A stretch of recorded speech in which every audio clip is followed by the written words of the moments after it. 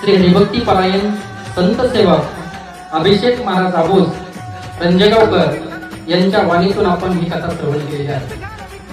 कथेच्या माध्यमातून माऊलीचं चरित्र तर अगदी चांगल्या प्रकारे महाराजांनी या ठिकाणी सांगितलं, पण त्याचबरोबर समाजातील ज्या काही विकृती आहेत, अगदी वय लहान होतं परंतु विचार असे होते, एखाद्या मुरब्बी कीर्तन करायचे जसे विचार असावे तशा स्वरूपाचे विचार या ठिकाणी मांडण्याचा प्रयत्न केला.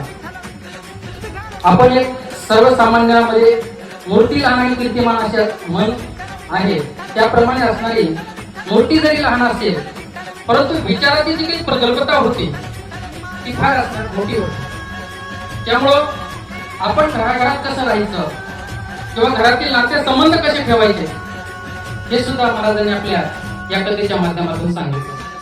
दोन मित्र असतील त्यांचा आणि त्या ठिकाणी मैत्री कशी असावी एवढंच नव्हे तर घरातील सासू सुना यांनी कसं राहावं हे सुद्धा महाराजांनी सांगितलं. कारण की ज्यांना संसाराचा कोणताच अनुभव नसताना सुद्धा एखाद्या अनुभवी माणसाप्रमाणे आपलं त्यांनी विवेचन या ठिकाणी मांडलेलं आहे.